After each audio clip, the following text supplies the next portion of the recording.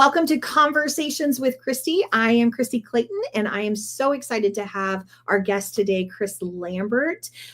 First and foremost, if you are not aware of me and who we are, I'd love to share just a little bit.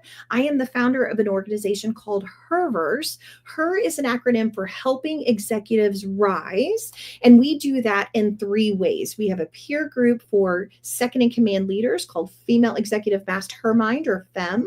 We have a peer group for leadership team members that report to that second-in-command called the Lead HER Community, and then we do visionary-integrator second-in-command coaching and leadership coaching through our organization called ConvHERsation. And all of those comprise HERverse. So that's a little bit about me and who I am, but let's turn it over to Chris. Chris, welcome. I'm so excited to have you here today. Love being here with you today on ConvHERsations with Kristie. So Chris, introduce us to you and who you are. What is Life Remodeled? What is Next Level Profiting? Because friend, you are involved in quite a few things. All right. I'm the founder, CEO of a Detroit-based nonprofit called Life Remodeled, right up here behind me. And the reason why Life Remodeled exists is because we're absolutely convinced Detroit residents have all the talent they need, but many don't have access to all the opportunities they deserve. And so what we do in response to that reality is we repurpose large vacant school buildings into one-stop hubs of opportunity for community thriving. The other thing that I do is I'm the founder CEO of Next Level Nonprofit, which helps nonprofit organizations go further, faster, build dream teams, and increase lasting impact. The reason why Next Level Nonprofit exists is because we're convinced the people who are served by nonprofits deserve the highest levels of excellence. I couldn't agree more. So, Lex, I know that, nonprofits are a real passion for you, and you have a heart, really for building not only Life Remodeled, but helping others who have nonprofits. Where did that passion come from? Oh, so in 2002, I became a follower of this Jewish construction worker who lived about 2,000 years ago. He was brutally murdered. He came back to life, and he remodeled my life, and he's in the remodeling business. Pretty sure most of our listeners know who I'm talking about, but if not, I'll just say it. I follow a guy named Jesus. Yes. And I actually had an encounter with him in 2002 while I was living in Australia studying overseas. And what really changed my life with that encounter was it became a journey of where I'm trying to follow this person. And I realized he spent the majority of his life investing in people who were the most marginalized and most oppressed on the planet. And he was very much trying to get his followers to do the same. And so I've come to realize that, we don't all need to move into the hood or into a mud hut, which I lived in a mud hut in Africa for quite some time, in Liberia. But all of us are here on this earth to invest our time, talent, and resources in people who are experiencing suffering of various shapes and forms. And we don't need to go far to find suffering, right? Some of us may be experiencing some suffering even as we listen today. Yeah, I could not agree more. And what a better role model than Jesus, right? I could not disagree with that whatsoever, as I follow him as well, and his life teachings, and just who he was and how he led. What a great way for leaders, to look to someone, as a great leader. Yeah. So tell me a little bit about Life Remodeled. I know you changed school buildings and into all these, but what is Life Remodeled, beyond that?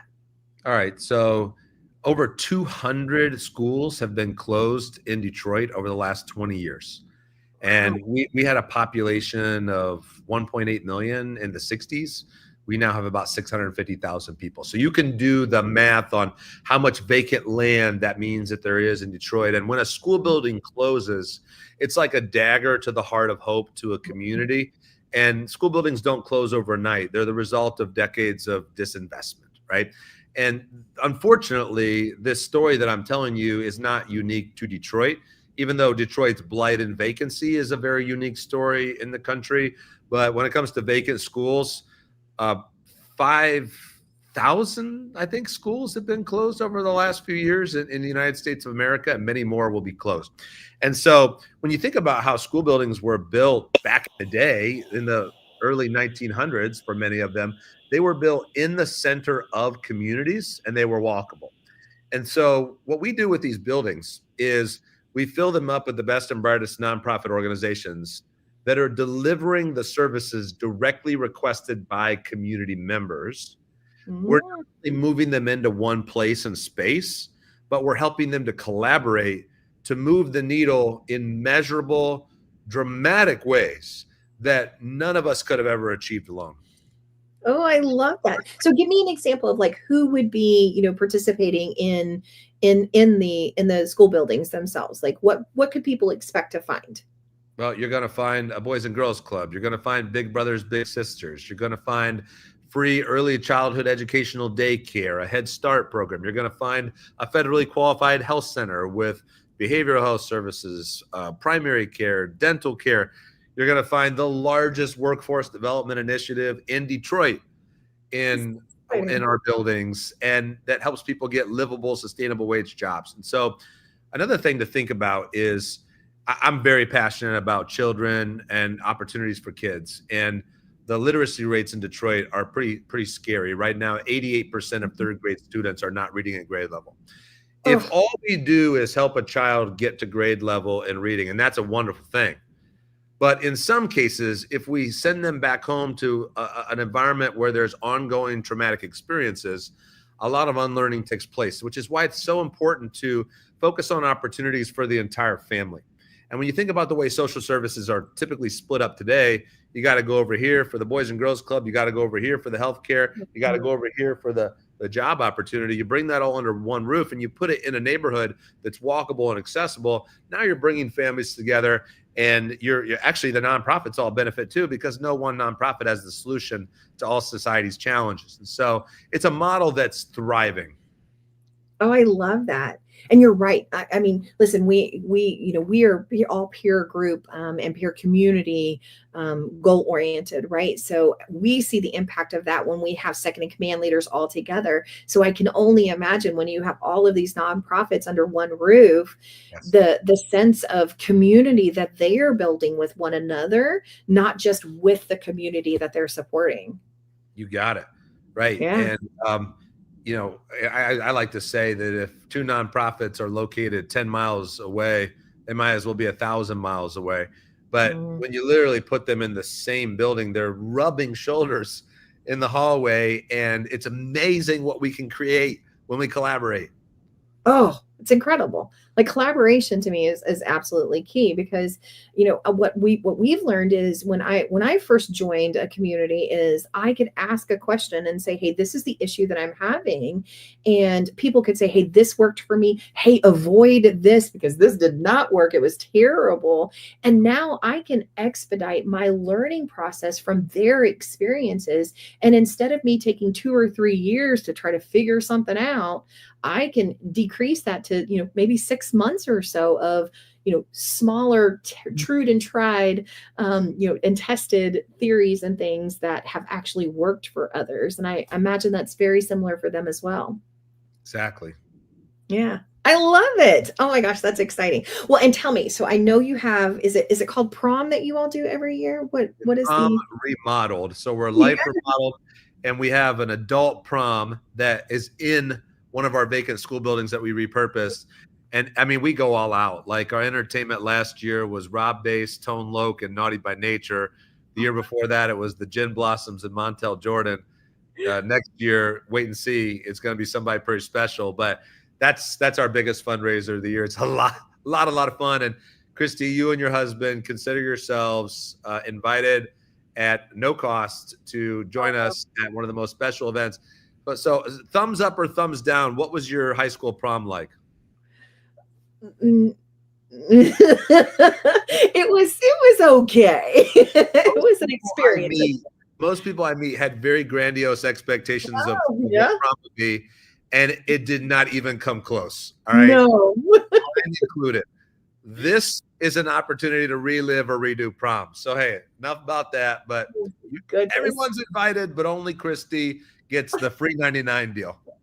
You are so kind to me. Thank you. Well, that's super cool, though. I mean, it is like prom is one of those really fun things. And some people miss the opportunity to go. And then as adults, we're like, well, crap, we missed out on the one time that we could do that. And so the fact that you're recreating that as adult, how fun. It's Like fun. that's just fun. It doesn't feel like a typical fundraiser. It's more of a friend raiser. And yet people get to see our building and the impact that's being made here while they're here. Yeah. So it's a perfect combo. Oh, I love that. I absolutely love that. Well, let's shift our conversation just slightly, if you don't mind, because I want to definitely take time to talk about Next Level Nonprofit. I'm part of the board, so I'm very familiar with it. I love what you're doing. In fact, I'm preparing for my departure on Sunday and catching up on all of the things. To be a coach for Next Level Nonprofit and all of that. So share what is this organization? What impact is it making? Who does it help? Let me start with how we even thought to create this operating system. So I started Life Remodeled in 2010, and I'm going to be honest, I made a lot of mistakes. I would call them epic fails. And not that I've arrived today, I'm still failing, but some of the biggest failures I made over the first 4 years were I hired people who had yellow and red flags that I didn't see because I didn't know what to look for. Had I known then what I know now, I would have made very different decisions, but it was my responsibility to know better. And for the team members that we hired, if they weren't already rock stars in their own right, I had no idea how to help people grow and develop, let alone thrive as a team. And when it came to our strategic plan, we had one, it looked great on paper, but it was not being operationalized. We turned the corner in 2014 because someone handed me this book called Traction by Gino Wickman, one of my favorite people on the earth. He's a Michigan guy, lives right here in the area, right? Just saw him a few weeks ago. And when I read that book, my first thought was, okay, we're going to do this. My second thought was somebody needs to translate this into the language of the social sector because there's some real distinctions and nuances. And so I tried to find who did that. And I searched high and low, and I was surprised to find that nobody had done that. But in the process, I come to learn there's actually dozens of operating systems out there created for-profit companies like Pinnacle and Bloom Growth and System and Soul and 4DX and you name it, the list goes on and on. Great Game of Business, right? And I think they're all fabulous. I love all of them and more. However, we started implementing EOS and we changed a lot of it and we started creating our own system. We call it Next Level Nonprofit. Before we had it completely created, I actually tried to convince, and I am not exaggerating here, over 100 nonprofit organizations, because we have many, many, many tenants in our buildings, to implement EOS. And not one took me up on it. I have been told that I have the ability to sell ice to Eskimos, and I've never tried, and I have no desire to do so. But my success rate was I was batting 0 out of 100. But I listened to why people were saying no. And there were two very clear and compelling reasons. The first one was the business language. Many of us as nonprofit leaders did not come from the business world. I did, but many do not. And unfortunately, there's a lot of stiff arming of the business world where a lot of nonprofit leaders won't read Kim Scott and Michael Gerber and Patrick Lencioni and Jim Collins and Gino Wickman and you name it, right? I could get most people past that first hurdle, but I could not get them past hurdle number 2, which was the cost of an implementer, because you really, really, really, really do need an implementer to implement any of these systems, whether it's a guide for Pinnacle or a coach for System and Soul, you name it.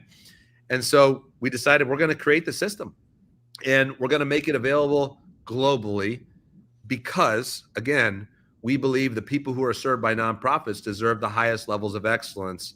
And so I wrote the book. I published it last year. We now, I haven't even got a chance to tell you this. And I was going to wait to tell you on Monday, but we now have 16 coaches in 14 states in 2 countries, counting Canada. And that's without a lot of effort that we've been putting in. This thing has been growing so fast. It is wild, Kristie. That is amazing. I'm so glad you shared that because that's incredible, Chris. I mean, wow. And in a very short amount of time too, because when did we start expanding to, inviting other coaches? It's been very recent. Yeah, I mean, I'd say our outreach has taken place over the last 9 months, and you have played a very big role in this expansion because you are a connector. And by the way, I'll say this to everyone: I was so grateful to be able to come to your FEM summit, right? The Herverse experience, and just see how you create community. Your community was amazing, and I actually made quite a lot of relationships there. Yeah. People who are thinking about becoming coaches or referring nonprofits. And so I love meeting connectors like you, Kristie, because the introductions you've made have all been gold, platinum, really. Thank you. I appreciate that. It's always fun to connect people that I know are really going to find great value and not just gain something for themselves, but be able to give back to that other person on the other side too. So I'm glad the connections have been really great for you. So share with me. So if I'm a nonprofit and I'm like, wow, this sounds great. Like there's an operating system to help me. Like, where do I go? What do I do? How do I find out, how Yeah. this could work and benefit me? When I'm meeting with a nonprofit leader, I'm asking more questions than I am telling them about what this system is, because the questions I ask are things like, if you had well, first I ask what's going really well in the organization, and let's celebrate that. And let's talk about how can we do more of that, right? Then we would ask if you had a magic wand and could fix any one thing internally or externally in the organization, what would it be? And in the process, we surface what are the greatest barriers to their thriving, to their impact that they want to create. And here's what I found: that most of us as nonprofit leaders are so focused on serving those outwardly that we're not investing enough time, talent, and resources on our inward internal systems Yes. that would actually ensure greater impact and greater reach. And as a result, we're not having the level of impact we know we're capable of. And so every nonprofit leader I meet with has a hunger for more impact. And when we uncover that, that's when we show them how these fundamental principles directly tie into achieving those goals. And so you're very familiar with all these things, but there's really 4 key components. And they are: number one, team unity. That's all about getting the right people in the right seats, the best talent around, and then becoming a team of one. Yes. Number 2 is about compelling vision. 3 is right strategy. 4 is discipline, execution. And these words don't mean much to many people until they start diving in and really understanding, all right, what does that look like? And for instance, in the nonprofit world, most nonprofits have strategic plans, all right, unless they've just started up. However, most strategic plans are at minimum 10 pages, many are longer, and they do not contain clear measurables. There's very little accountability. There's very little clear outline of what do we need to do over the next 90 days to be on track to hit the strategic plan, right? And how do we know when we've arrived? And 10 pages. I mean, most people don't even know what in the world is in that thing. But what we do is when a donor comes over, we pull it off the shelf, we dust it off before they get there. Right? Look, we have a strategic plan. Right? Exactly. And one of the principles which you are very familiar with, as well as all of your second in command, integrators, orchestrators, conductors, whatever people use, everybody's got an operating system, right? And probably almost everyone believes in the concept of a 1 or 2 page strategic plan in order to distill down the most essential vision and strategy into something that people can digest, and then create a system to actually implement an operation. Imagine that, actually doing what we set out to do. Wow, that's revolutionary. Right? Well, and sometimes, Chris, it's like you said, you put it up on a shelf and you yourself, even as a leader, you forget some of the things that are in there, but then also people who aren't at that particular, they may not even know what's in that strategic plan. And so by really distilling it down, now we're able to be able, first of all, remember what's in it, Yeah. what is on the plan again. But also because we don't have to pull this big document off the shelf, I can just have one or two pieces of paper that I'm looking at.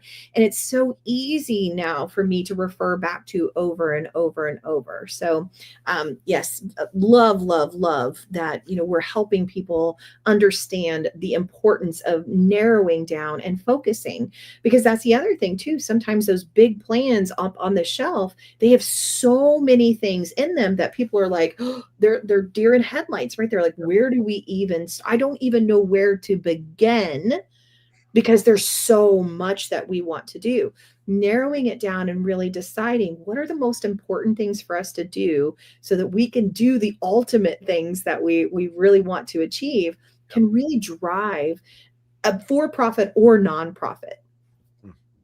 I'm with you. Let's go. Let's do it, right? Well, I know you are on a journey to find your second in command leader, and you've kind of referred to, listen, we have a plethora of titles we love to use in this role: conductor, integrator, orchestrator, chief operating officer, and even some more president, vice president type of roles, right? It doesn't matter what title we have, but we're all in that same role of wanting to really truly help our visionary achieve their goal. What is the vision of what we want to do, and then distill that down to the leadership team to make it happen. So tell me about your journey. How did you really kind of decide what type of integrator that you're, or I'm sorry, for us it's orchestrator. What kind of orchestrator are you looking for? How did you kind of make all those decisions? Yeah, I'm agnostic as to the title too, right? I love all the titles. Whatever works for your organization, hey, I'm cool with that, right? There's another book that changed my life, and it was also written by the same guy we talked about earlier, Gino Wickman. It's called Rocket Fuel, right? And Rocket Fuel was the first time that I saw language put to what I'd been thinking about what I needed. And then I really appreciated how Rocket Fuel laid out, what does the visionary and integrator, what do their roles look like independently and collectively without unnecessarily stepping on each other's toes, although being able to challenge each other in a healthy way and be candid and vulnerable. But then it was also very realistic with the search of finding your match is like finding your mate, your marriage. It's really hard. And it takes a lot of intentionality. And what I love, though, is how popular this concept is now getting. And it seemed so foreign to me at the time. I'm going to tell you. But now, because of organizations like ConvHERs and the work that you and many integrators and second in commands that you work with, it's becoming a well-known thing, right? And so I've also appreciated some of the content you've been putting out there and others that's now nuancing that there's not a one-size-fits-all second in command or orchestrator, right? Different stages of businesses or organizations require different styles of leadership, right? And so when I think about the orchestrator at Next Level Nonprofit, and one of the things that we do is we actually develop vision collaboratively, although vision is one of my primary giftings as well, though the role of the orchestrator is in many ways implementing the vision, as you said, and that person is accountable for the strategic plan being achieved and operationalized, not just 10 years out, 3 years, 1 year, and even 90 days. And one of the most important roles of an orchestrator in our organization, in both Life Remodeled and Next Level Nonprofit, is this person needs to be a remarkable people person, not in the sense of public presence and getting on a stage and grabbing a mic, but in the sense of the internal organizational culture, someone who is a remarkable listener, who truly uses these two ears more than this one mouth, and really can understand what's going on and create an environment where team members can feel free to be their authentic selves and be candid and be candid on all sides, right? And create the team environment that fosters and perpetuates our culture, our organizational culture, leading to team unity, leading to great decisions being made, and then accountability being lived throughout the organization. and then harmoniously integrating all the major functions of the organization in a administrative way as well. Yeah. No, I love that. I love that. Because what you're, I mean, and I agree with what you're saying. Like there is these two roles are typically very dynamically polar opposites, right? Like they're the personalities of these two people are just very, very different. But when the two come together and you find your right match, then you will see just like a lot of collaboration, a lot of things happening. And, Nicole and I talked about it, last week about how, sometimes we go through seasons of what that relationship looks like, right? So healthy conflict is actually really, really fantastic, especially with this group. But you have to have the right duo, because if you don't have the right two people, if they're not a match, it can be devastating to not only them and each other, but to the team, and then a ripple effect through the organization. So I'll talk about our orchestrator at Life Remodeled, who's now been with us 3 years. His name is Diallo Smith. He was born and raised here in the city of Detroit. He moved to Houston. He was in finance for a while at Exxon, and then when they became ExxonMobil, then he moved back here, and we started working together. And he's a very, very high caliber leader. This guy could be running a $1 billion company if he wanted to, but his passion is people in the social sector. And so he's actually the very rare combination of a visionary integrator. And he's probably even more of a visionary than an integrator. Anyway, when he first came in, which you could probably tell where this is going to lead, there was some real tension between us. And it was probably that visionary piece inside of him fighting with my visionary piece. But part of me, and I'm going to be transparent here, hopefully I'm transparent the whole time, but wanted a yes man who would just, yeah, I got it. I'm going to take the vision and I'm going to make it happen, right? But that is not what the more wise part of me wanted, and that's not what we needed. Now, I needed someone who could effectively push back, not just look for shooting holes in the vision right away, right? But making sure the vision is both ambitious and realistic. And anyway, it took about probably 3-4 months for me to really understand his language. And by that, I don't just mean the words that he said, but I mean his, energy, posture, character, and personality, and vice versa, right? Because I don't know if you can tell, sometimes I can have a kind of a large personality. No. I've been told. and sometimes I can use that in immature ways, and my ego gets involved, and I can say or do offensive things, and we had some headbutting because this dude's a competitive dude. All right, he ain't just backing down like, okay, right? No, he's like, bam, I can go. Yeah. And the beautiful thing is, Kristie, we got to a place where we realized what each other was actually we're actually saying, and we realized the incredible gifts that each of us brought to the table, and we needed the perspective they have. Now we work together. We have so much fun, and everybody around, internally and externally, sees it. I mean, we're like really tight. Yes. I don't know how many of the second in commands you work with have like friendships with their visionary, but we have a real, authentic, even out of the office friendship. Well, and to me, when I was sitting in a second in command role, that was so important to me, right? Because, and specifically, I remember, sitting down with Bob Schenefeld, who's also in Detroit, by the way. So I can't wait to I just talked to Bob earlier this week. I love that guy right off the rip. Isn't he amazing? I absolutely love him. But I remember sitting down with him in Detroit in his session room and saying, tell me all the things I need to know. And he just started telling me all the business stuff, right? This is the vision. This is what I want to do. This is what we are doing. And I was like, that's fantastic. Now tell me the real stuff. Like, what is it that you want to achieve? Because I need to know you personally and professionally, because if the only thing I know about you is the professional side, then I don't know how to connect with you. I don't know what your personal goals are, and they go hand in hand. I am one that totally believes there's not work life home life, you have one life.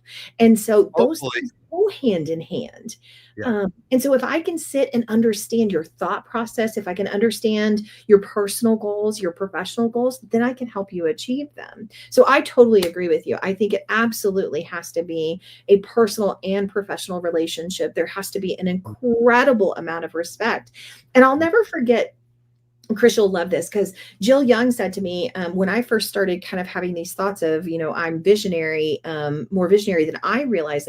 And people were coming up to me. I'll never forget Alec Broadfoot being like, "Are you sure you're not visionary?" And I was like, "No, I'm absolutely, an integrator." And he was like, "Not, I'm just going to challenge you there one of these days." And, so I started having these thoughts, am I visionary or am I integrator? And Jill Young said to me, a wonderful second in command, one of the things that they're able to do is they are able to live in vision for with you as the visionary, because we've got to see the things that you're seeing, right? We've got to imagine what that looks like with you.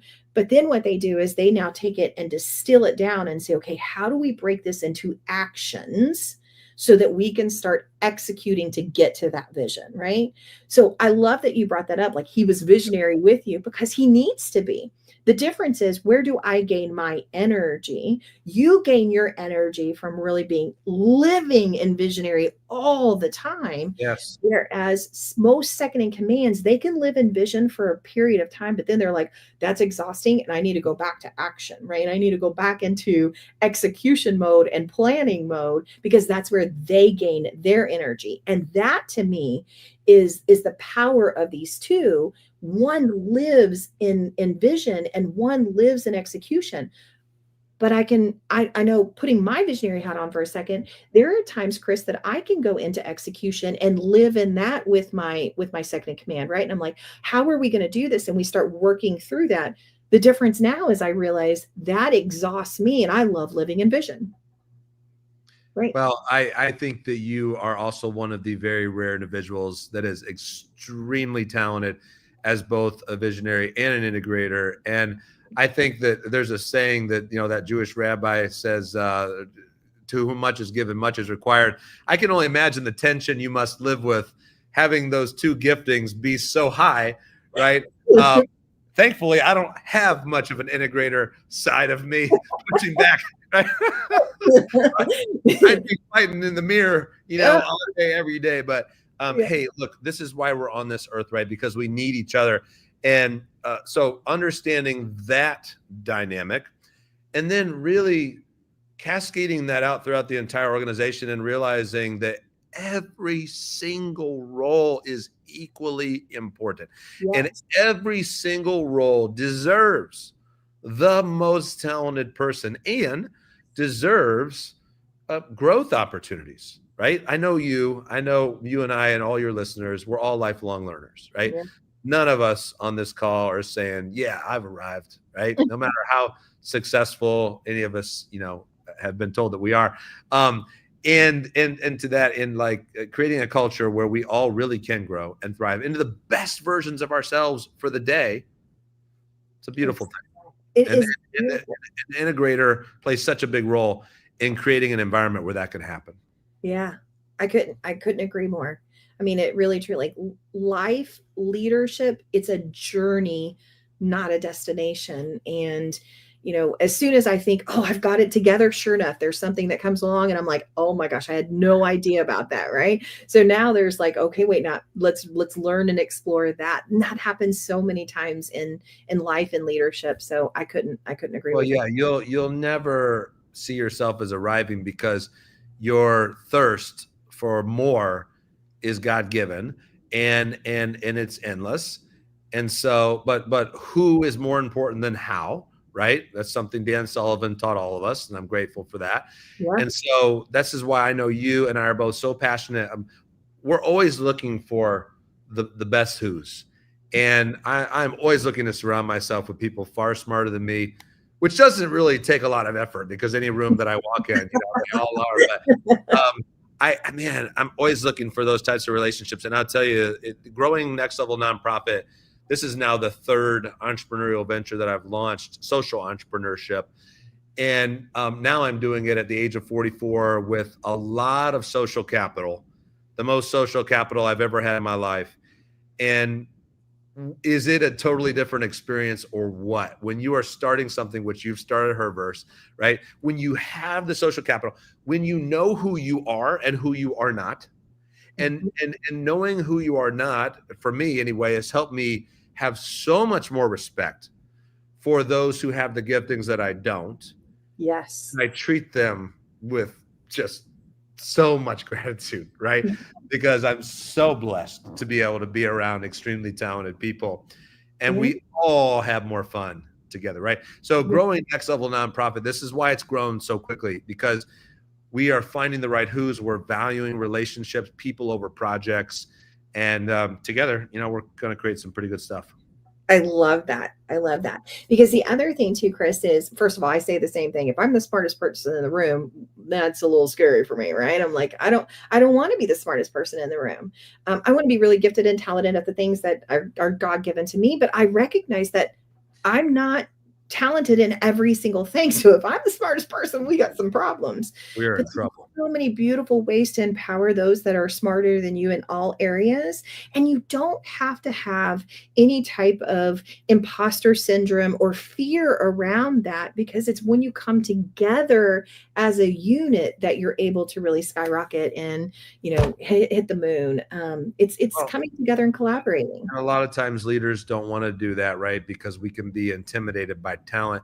This is why I appreciate the work that you're doing at Herverse and FEM, because you demystify the complexity of human dynamics at the highest level of organizational leadership, and you empower people with knowledge. Knowledge is power, but you're doing it in a way that's relational and accessible.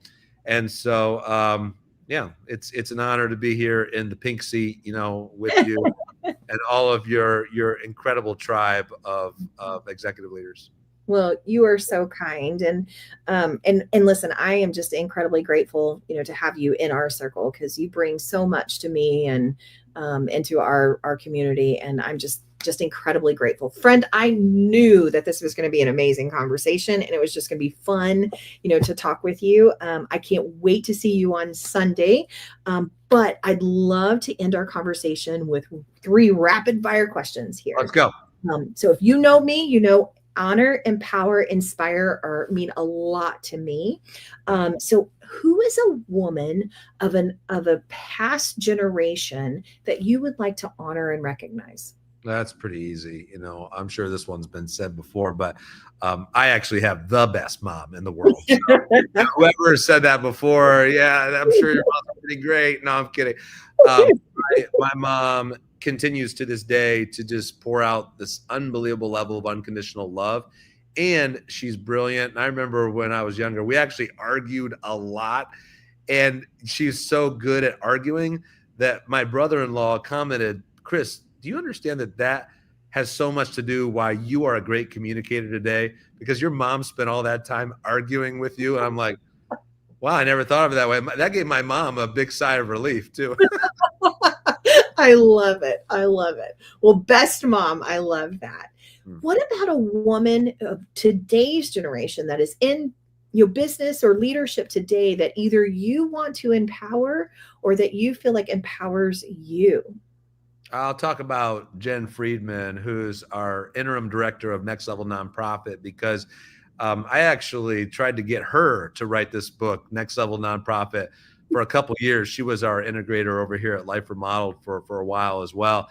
And I had the book in me, right? But I didn't want to take the time to do it. Jen, you should write it. But she kept pushing it back on me. And I'm so glad she did, because I'm really happy with how it came out. But then Jen has just been a phenomenal orchestrator, and she has rolled out these SOPs, the training material for our coaches. We've created something that we're all very, very proud of in a short period of time. And it's because she's someone who, jumped right on the vision right off the bat. And the early adopters are some of the most difficult to find, but some of the most important people you've ever met in your life. And I'm grateful for Jen Friedman. Yeah, she's absolutely incredible. I have the honor and privilege of knowing her, and I couldn't agree more. She's just incredible. What about a woman of a future generation? Who do you hope to inspire? I think about the young girls who are in the school right next door to this building that I'm in right now. There's a K through 12 school, and some of them, I believe, are going to be called to be social entrepreneurs as well. And I want to inspire them to be the best version of themselves they can be as a social entrepreneur, and to do it right here in their own hometown of the city of Detroit.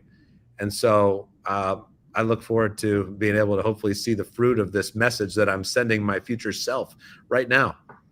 Oh, I love that. I love that. Right. The next generation, I'm inspired by them. So that is just amazing. So again, Chris, knew this conversation was going to be amazing. I'm so glad we had the opportunity to talk, and I get to see you and the rest of all of the nonprofit board and everybody on next week. So can't wait to see you and everybody else. I'll see you next Wednesday for another Conversations with Kristie. Have a good one. You too. Thank you, everyone.